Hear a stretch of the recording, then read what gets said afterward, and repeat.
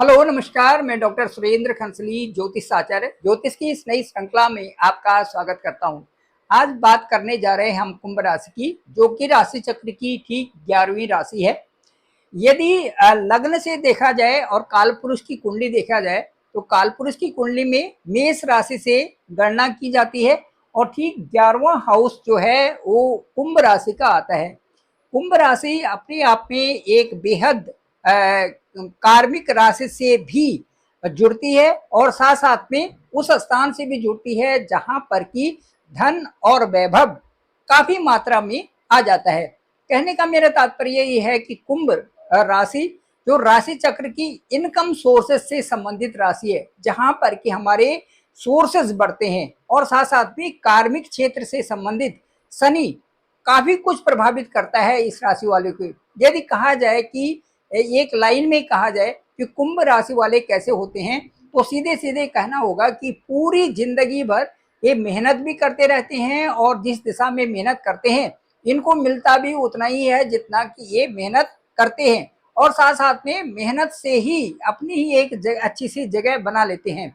इनके लिए सबसे अच्छा यही होगा कहना कि जितना ये ईमानदारी और एक अच्छे विलक्षण छवि वाले बने और साथ साथ में अच्छे चरित्रवान बने, उतना ही ये अपने जीवन में उन्नति करते हैं सीधे सीधे। क्योंकि शनि के संरक्षण में रहने वाली एक सबसे ज्यादा संरक्षण में रहने वाली राशि ये कुंभ राशि है। चलिए शुरू करते हैं। अभी मैं कुंभ राशि वालों के बारे में ये बताना चाहूंगा कि इनके साथ में जो पिछला जो समय रहा हुआ है वो काफी जो है कई प्रकार के ऐसे आयाम आए हुए हैं जहां पर कि ये कार्य करते हुए भी और कई प्रकार से वहां पर परेशानियां इनके साथ में रही हुई है। वो परेशानियां एक तरह की नहीं थी और कई ऐसी परेशानियां थी कि जिनका समाधान इनके पास भी नहीं था, और वो समाधान के लिए ये केवल ईश्वर के चरणों में ही इन्होंने ईश्वर के चरणों में ही लगाया होगा, परम विश्वास करके कि हे प्रभु आप ही हैं जो कि मुझे इस अवस्था से निकाल सकते हैं। ऐसी ऐसी भी विषम परिस्थितियां इन कुंभ राशि वालों के साथ में आ जाती हैं।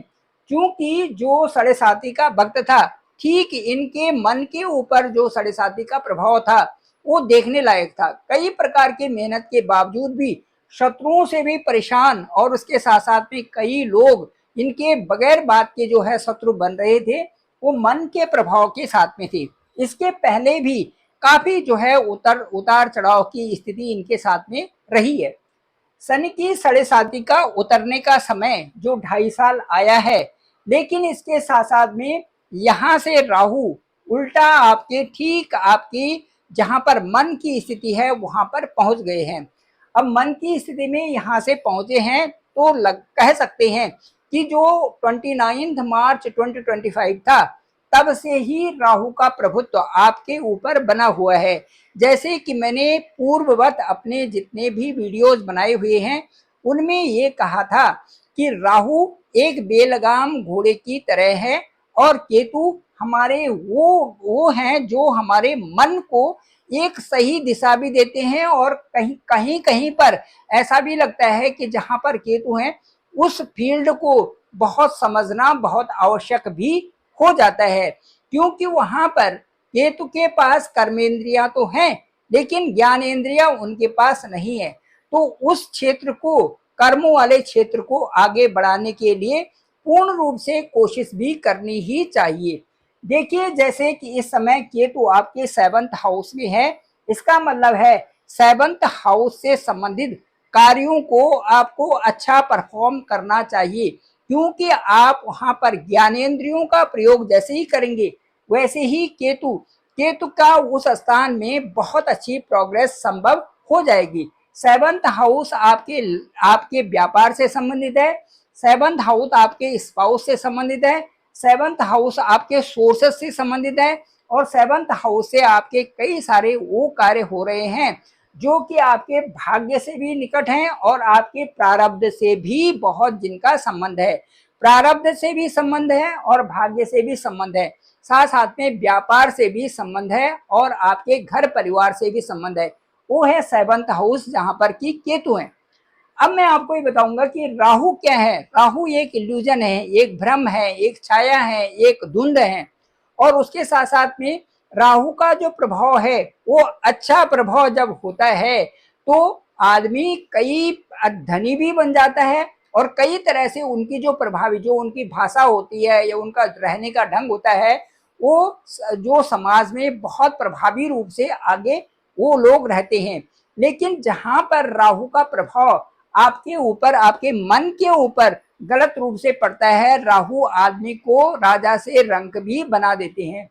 ठीक वही स्थिति कुंभ राशि वालों के साथ में मन के ऊपर का प्रभाव राहु का बना हुआ है।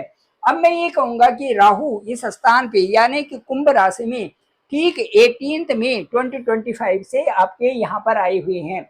लग्न पक का प्रभाव है। अब चूंकि जो है शनि आपके राशि के स्वामी हैं, और ये जो यहाँ से ठीक 29 मार्च को वो आपके सेकेंड हाउस में चले गए, तो शनि का प्रोटेक्शन शील्ड जो था, प्रोटेक्शन शील्ड शनि का, क्योंकि कुंभ राशि में तो शनि बहुत अच्छे होते हैं, अब वहां का प्रोटेक्शन शील्ड तो टूट चुका। तो 29 मार्च से ही राहु का प्रभाव आपके लिए आना शुरू हो गया।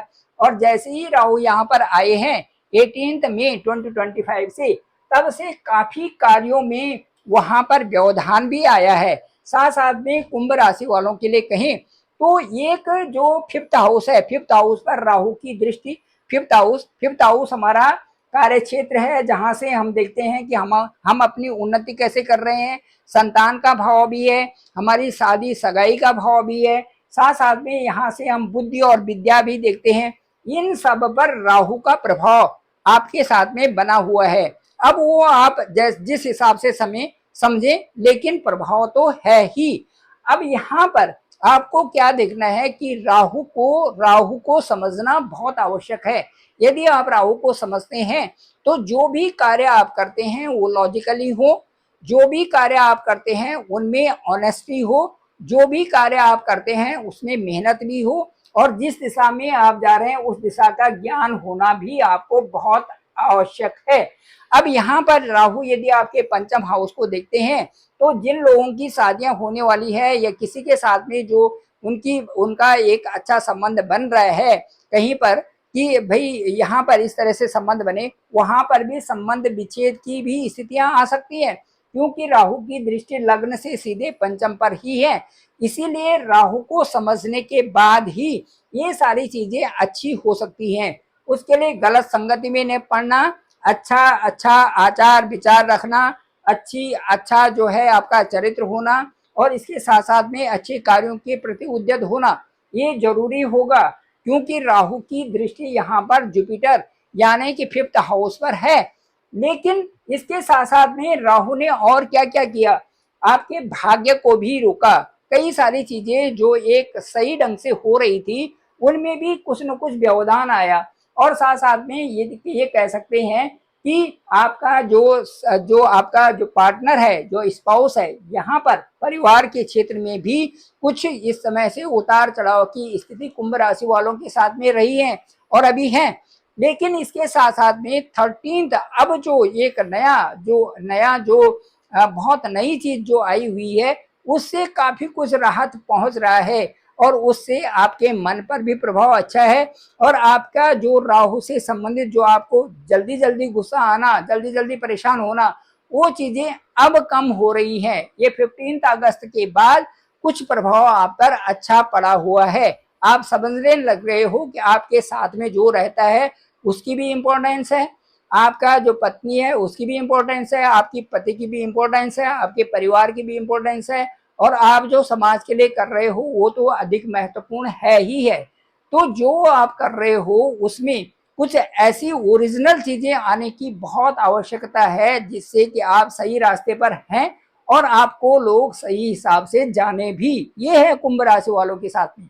यदि आप चाहते हैं कि मुझे लोग जाने तो आपको वही कुछ करना होगा जहां पर कि आपको जानने के लिए आप में कुछ ऐसी चीजें हों जो कि समाज के लिए भी बेहतर हैं, आपके लिए भी बेहतर हैं, और आपके इन्वायरमेंट के लिए और फैमिली के लिए भी वो ज़्यादा अच्छे हों, तभी आप आगे पहुंच सकते हैं। अब मैं ये बताऊंगा कि जुपिटर ठीक 13 जो अगस्त 2025 से पुनर्वसु नक्षत्र में यहाँ पर आ गए हैं। इससे पहले राहु की भी दृष्टि थी और राहु के ही गोले के अंदर, गोले का मतलब यह है कि उस सर्कमस्टांसेस के अंदर जहां पर कि आद्रा नक्षत्र में ही बृहस्पति चल रहे थे, और आद्रा नक्षत्र होता है राहु का, और राहु की ही नजर वहां पर, तो इसलिए कार्यों में व्यवधान भी आ रहा था। आप जो कह रहे थे वो भी अच्छे संकेत नहीं मिल रहे थे, और आप जो कार्य कर रहे थे उनमें भी बढ़ोतरी नहीं थी। अब बढ़ोतरी तभी आ रही है जबकि बृहस्पति अपने पुनर्वसु नक्षत्र में चले गए हैं। पुनर्वसु नक्षत्र बृहस्पति का ही नक्षत्र है, और यहाँ से बृहस्पति का प्रभाव, राहु का प्रभाव खत्म। अब बृहस्पति चूंकि 5th हाउस में अपने ही नक्षत्र में है, इसलिए बृहस्पति का बहुत अच्छा प्रभाव आपके भाग्य स्थान पर पड़ेगा, जहां पर कि बृहस्पति की दृष्टि है, पंचम दृष्टि। सबसे अच्छा आपका भाग्य का अच्छा उदय हो रहा है, और आप में वो समझदारी आ रही है जिससे कि आप समझने लग गए हो कि मेरे लिए बेहतर रास्ता कौन सा है। देखिए यहाँ से 1 2 3 4 5 ये है, उसके बाद 6 7, और दूसरा जो बृहस्पति की जो दृष्टि है वो आपके लाभ स्थान पर है, और तीसरी जो नवम दृष्टि है वो सीधे आपके लग्न के भाव पर है, यानी वहां पर है जहां से कि आपकी बुद्धि और ज्ञान को बल दे रहे हैं बृहस्पति। तो इसलिए यदि बुद्धि और ज्ञान आपका ठीक हो रहा है यहाँ पर, तो कई सारी चीजें आपके अंदर अच्छी आ रही हैं, जिससे कि लग रहा है कि अब जो है आप सही कार्यों की तरफ हैं, और अब आपको ये पहचानना आ रहा है कि वास्तव में सही काम क्या है और गलत काम क्या है, क्योंकि यही तो समझ में नहीं आता। जब तक ये समझ में नहीं आता तो कोई भी जातक ये कहता है कि मैं तो ठीक ही हूँ और मैं ठीक ही कर रहा हूँ, लेकिन वास्तव में ठीक नहीं होता, क्योंकि कई बार कई सारी परेशानियां ऐसी होती हैं कि जहां पर अननेसेसरली हम बहुत कुछ सामने वाले को बोल जाते हैं, जबकि सामने वाला कुछ भी नहीं बोल रहा है, तब भी हम उसे बोल जाते हैं कुछ, और फिर बोलते हैं हम ही अच्छे हैं। तो ये वाली स्थिति कुंभ राशि वालों के साथ में रही है। इसलिए अपने एग्रेशन को कंट्रोल करना, अपने आप को कंट्रोल करना, सही दिशा की तरफ रहना, और जो आप अपने को समझते हैं कि मैं अच्छा आदमी हूँ या मैं अच्छा ही हूँ, उसको मेंटेन करना बहुत आवश्यक आपके लिए होगा। अब बृहस्पति पुनर्वसु नक्षत्र में आकर के, पुनर्वसु का मतलब है पुनः स्थापन करना, पुनर्वसु का मतलब है ज्ञान बढ़ाना, पुनर्वसु का मतलब है कि एक प्रकाश बनाना, पुनर्वसु का मतलब है कि नए चीजों की नींव डालना। जैसे मकान की नींव डालते हैं और उसके बाद मकान शुरू करते हैं, इसी तरह से पुनर्वसु नक्षत्र है, पुनर्स्थापन करना, उन कार्यों को देखना कि जो आपके पेंडिंग पड़े हुए थे उन कार्यों की तरफ और ध्यान देना, ताकि वो कार्य और अच्छे बन सके। ये है पुनर्वसु नक्षत्र। उसी नक्षत्र में बृहस्पति आ गए हैं, बृहस्पति का अपना ही नक्षत्र है, तो सीधे आपके एक तो लग्न भाव को, उसके बाद आपके इनकम हाउस को, और आपके जो भाग्य हाउस को, इन तीनों में वृद्धि होगी। अब आपको ये ध्यान रखना है कि मुझे सही दिशा में चलना भी है और सही दिशा का पालन भी करना है। यही कुंभ राशि वालों के लिए विशेष इस समय अनुरोध मैं कर रहा हूँ। दूसरा जो सबसे अच्छी बात ये है कि जो सबसे अच्छी बात ये है कि एक तो बृहस्पति का बहुत अच्छा हो गया, दूसरा जो मंगल है, मंगल इस समय अष्टम भाव में है, और दूसरा शनि जो है 2nd हाउस में है। थोड़ा सा अपनी डाइट का ध्यान रखना पड़ेगा। आपकी जो यात्राएं हो रही हैं या जहां भी जा रहे हो आपको डाइट का तो ध्यान रखना पड़ेगा, क्योंकि आपकी उदर से संबंधित, स्टमक से संबंधित कुछ रिलेटेड कुछ परेशानियां हो सकती हैं। इसके बाद मार्च जो है 14 सितंबर को आपके लक हाउस में आ जाएंगे, और यहाँ पर आने से, लक हाउस में आने से बहुत अच्छे फायदे आपको होने वाले हैं। सितंबर के बाद मार्च ठीक 28 अक्टूबर को ठीक आपके 10th हाउस में आएंगे। ये दिशा भी अच्छी है मार्स के लिए, और ये जो यहाँ पर मार्स का ही हाउस यहाँ पर होगा, यहाँ पर आपकी बहुत तरक्की होने वाली है। ठीक यदि कहें तो अक्टूबर के महीने में विशेष अच्छे प्रभाव आपके साथ में रहेंगे। अक्टूबर से दिसंबर तक अच्छे प्रभाव इसलिए भी रहेंगे क्योंकि जुपिटर 2-2.5 महीने की यहाँ पर ठीक 18 जो अक्टूबर है से 5 दिसंबर तक आपके उच्च राशि यानी कि 6th हाउस में उच्च के बनेंगे। उच्च के यदि ग्रह किसी भी घर में होते हैं तो वहां से अच्छे परिणाम आने शुरू हो जाते हैं। 6th हाउस से संबंधित कंप्रोमाइज, 6th हाउस से संबंधित लोगों के साथ में तालमेल करना, सिक्स्थ हाउस से संबंधित यदि आपके साथ में कोई परेशानियां चल रही हैं, कोई कोर्ट केस चल रहे हैं, उनका समाधान अपने सही ढंग से करना। जुपिटर एक बड़े बुजुर्ग की तरह होते हैं, एक ज्ञानी पुरुष की तरह होते हैं। उनका जाना, कहीं पर जाना ही उनका शुभ माना जाता है। यदि कहीं पर वो जाते हैं, कहीं ट्रांजिट करते हैं, तो वहां पर जो बिगड़े हुए काम थे वो अच्छे हो जाते हैं। ये सिक्स्थ हाउस से संबंधित कुंभ राशि वालों के लिए है।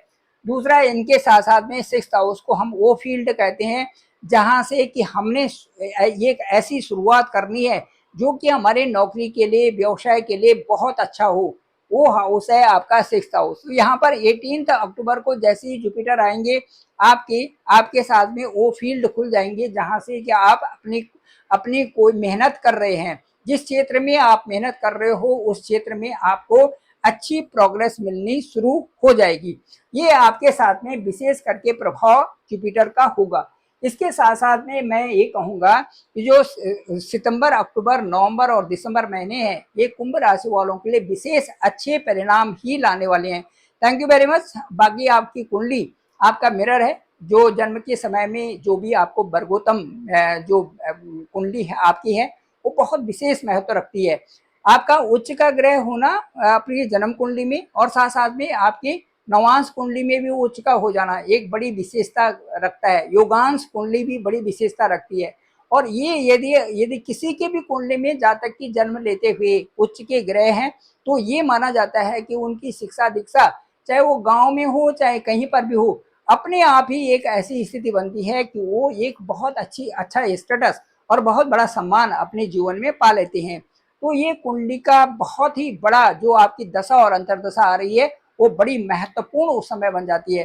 Thank you very much. Doctor Surendra Khansli इस चैनल का नाम है, आप जरूर सब्सक्राइब करें, सभी लोगों तक भेजें ताकि सभी को ये जानकारी हो सके। बाकी आपकी कुंडली के लिए आपका डेट ऑफ बर्थ, आपका प्लेस बर्थ और आपका टाइम बहुत महत्वपूर्ण है। साथ साथ में मेरे इस चैनल को आप जरूर सब्सक्राइब करें, सभी लोगों तक भेजें ताकि सबको जानकारी हो सके। बहुत बहुत धन्यवाद आपका, बहुत बहुत आभार।